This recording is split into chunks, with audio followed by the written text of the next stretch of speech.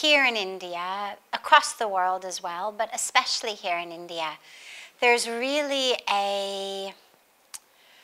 sort of a wall around much of the lives of our religious and spiritual leaders,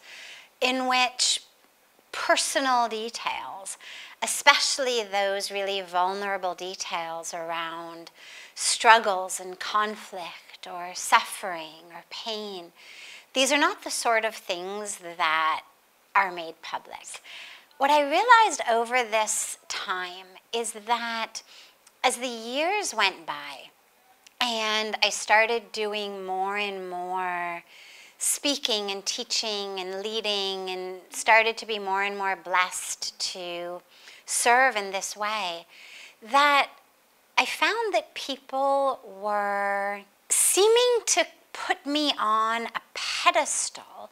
that kept me very separate from them. And so, for example, people would ask questions in satsang or in a question-answer session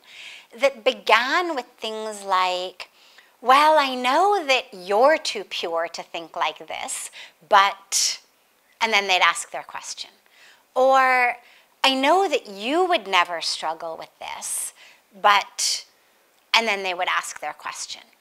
And it started to really trouble me because I felt like, first of all, it's definitely not true. But second of all, by believing that I have been cut from some different cloth, actually people are hindering their own spiritual progress. So I realized that this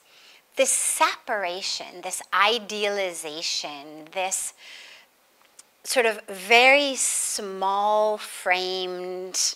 personality that people were seeing me as just this kind of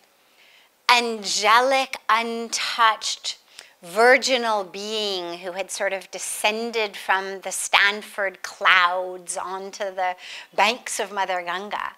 was not only really untrue, but it was not helpful to people on their path, and that I really needed for people to know that I know suffering,